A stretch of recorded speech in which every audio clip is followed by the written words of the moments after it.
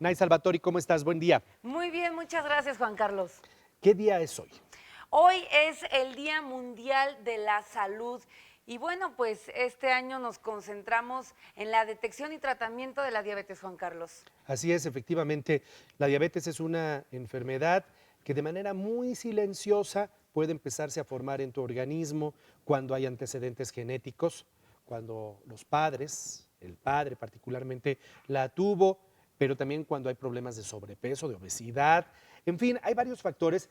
Pero el problema de la diabetes es que la puedes tener allí, sí vas a tener algunos síntomas y puede llegar a generar secuelas muy importantes en tu vida. Es una enfermedad crónico-degenerativa, no se cura, se puede mantener, se Sí, puede con una conservar buena con una buena alimentación. alimentación, con medicamento, pero sí de cualquier manera va desgastando, va acabando poco a poco el cuerpo humano. Vamos a tener una charla sobre el tema, mientras tanto lo invitamos a ver esto. El 7 de abril se conmemora el Día Mundial de la Salud. Este año, la Organización Mundial de la Salud dedicará este día a la prevención de la diabetes. México está entre los primeros lugares a nivel mundial con mayor cantidad de habitantes que padecen diabetes. Las complicaciones de esta enfermedad derivan de un diagnóstico tardío y aunque se trata de una enfermedad que se puede tratar, lo mejor es prevenirla. Los primeros síntomas aparecen por lo regular a partir de los 30 años, pero no es hasta los 45 que las personas acuden al doctor. De hecho, por cada persona diagnosticada hay 6 que lo padecen y todavía no lo saben. O ya tienes nefropatía diabética, te van a hacer diálisis. No, o ya tengo un problema en el pie, ¿por qué me pasó esto? Pues porque no te cuidaste no nada más 15 años antes, no te cuidaste 30 años, 15 años antes de ser diabético, 15 años mientras eres diabético. Tuviste 30 años para cuidarte y no te cuidaste. ¿Qué va a pasar? Pues entonces son las complicaciones. Mi papá fue diabético. Es complejo porque tienen la idea de que la diabetes es igual a me voy a morir. Entonces, ellos mismos se crean una idea errónea de me muero, pero me muero contento. Después de un diagnóstico, ideas como esta provocan que el paciente descuide su alimentación y las complicaciones graves comienzan a presentarse. Mi papá llegó al mismo caso que muchas personas. Dijo, me prefiero morirme y morirme contento. Pero no sucedió eso. Un día de repente ya no vio, perdió la vista. ¿Qué es lo que pasó? De todos modos tuvo que ir a consulta para que lo checaran. Le controlaron su glucosa y ya se pudo operar. Los síntomas de la diabetes son cambios bruscos de peso en poco tiempo, problemas de vista, cansancio y evacuaciones frecuentes de orina. Para la gente sería finalmente más fácil evitar llegar a tener no nada más diabetes, sino las complicaciones, si cuidáramos estos 3 parámetros, ¿no? Hacer ejercicio en forma importante, cuidar tu alimentación para que no subir de peso. Y si tienes finalmente tendencia, ir con el médico, que vea qué tanta tendencia puedes tener, ¿no? Entre los factores que originan esta enfermedad están los malos hábitos alimenticios como el consumo excesivo de grasa, azúcar y el sedentarismo, la falta de actividad física y no lo olvide, el riesgo aumenta si tiene o tuvo familiares con esta enfermedad. Con información de Nuria Monreal, Azteca Noticias. En el estudio de Hechos para Despertar le decía una conversación la doctora Patricia Cázares, ella tiene como especialidad la geriatría. De cualquier manera, digo, es importante desde su punto de vista abordar el tema de la diabetes. Bienvenida al estudio, doctora, gracias por estar con nosotros. Bueno, lo que queremos saber es cuáles son las personas que están propensas a la diabetes, porque hay mucha falta de información en ese tema y hay gente que la tiene y no lo sabe, ¿no? De hecho, hay una cantidad importante de pacientes que la padecen y aún no ha sido diagnosticada. Hay muchos factores que son determinantes para poder padecer diabetes.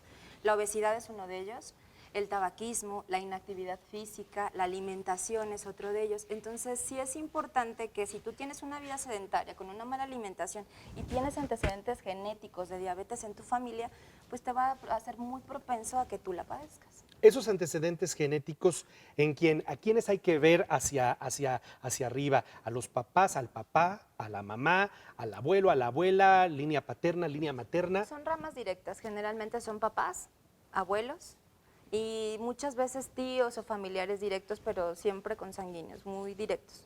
O sea, familiares como tíos, papás, abuelos, generalmente. Oiga, doctora, yo todavía recuerdo muy bien cuando era niño, adolescente, que decían, sobre todo los mayores, decían, es que a Perengano le dio diabetes porque le metieron un buen susto, le pasó algo y se asustó y por eso le vino la diabetes.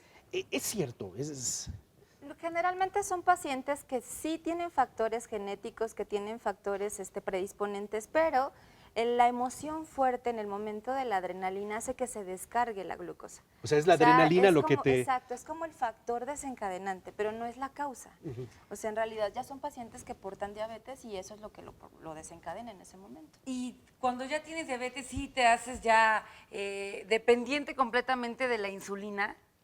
No necesariamente. Hay dos tipos de diabetes. En la diabetes tipo 2 es cuando sí hay insulina, o sea, se crea insulina en el páncreas, pero la insulina no es suficientemente buena como para procesar la glucosa. En la diabetes tipo 1, que anteriormente se decía que era la diabetes tipo infantil, que en realidad ya ahora ya esa clasificación no se utiliza, es cuando no secreta absolutamente nada de insulina el páncreas. Entonces, ahí ya necesita suplirla con insulina. Ok. Pero en la diabetes tipo 2, no. ¿Hay algún rango de edad, doctora, en la que surja el mayor número de casos? Sí, arriba de los 60 años es cuando mayormente se presenta, aunque no es la edad, o sea, no es una regla, ¿no? Hay pacientes muy jóvenes que ya la padecen. ¿Por qué de repente nos han tocado casos tristes de gente que tiene diabetes y te dicen, es que me van a amputar una pierna, me van a amputar un dedo? ¿Por qué? El problema de la diabetes son las complicaciones que esta conlleva. O sea, la enfermedad como tal y las complicaciones son lo que realmente nos preocupa. Cuando tú tienes un mal control de la glucosa, lo que hace es que de alguna forma, pues, tienes una situación que llega a complicar tanto nervios como vista, como riñones. O sea, el problema es el mal control de la diabetes como tal. Yo quisiera enfatizar en esta pregunta que hacen ahí y a lo mejor vayamos pensando en consecuencia por consecuencia. ¿Por qué los pies? ¿Qué ocurre en un pie que tarde o temprano, en un paciente diabético, qué le pasa en sus pies que tarde o temprano se pueda llegar a derivar hasta en el hecho de tan grave de una amputación? Lo que afecta en sí es la circulación y todo el sistema nervioso. Entonces, lo que provoca esto es que de alguna forma, al haber esta microcirculación afectada, pues empieza a haber de alguna manera compromiso a nivel de la piel y de los tejidos. Y eso provoca que lleguemos a la amputación o a lo que es la complicación principal, que es el pie diabético. Otras de las complicaciones, ¿cuáles serían? Muchísimas, retinopatía diabética, neuropatía diabética. ¿Qué son? Si nos sí, los sí, ves ¿qué son? explicando, sí. Suena como medio extraño, ¿verdad?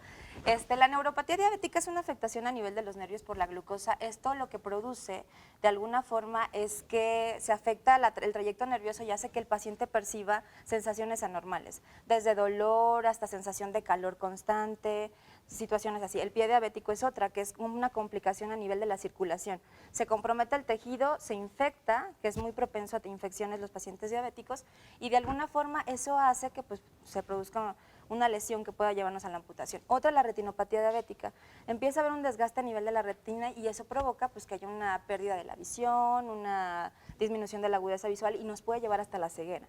Y la enfermedad renal crónica, que es la complicación más importante, esa es de alguna manera, para mi punto de vista, la más tortuosa, porque provoca que el riñón no funcione y no filtre de manera adecuada.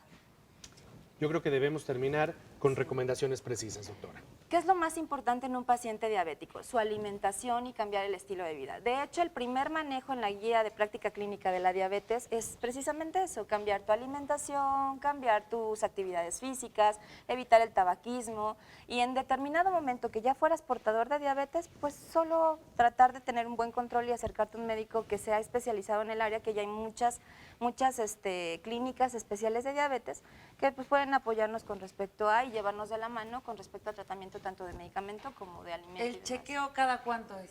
El chequeo en la diabetes se recomienda que al inicio, cuando se acaba de diagnosticar, sea mensual. Ya posteriormente puede ser cada 6 meses o cada año, dependiendo del control que tenga el paciente, ¿no?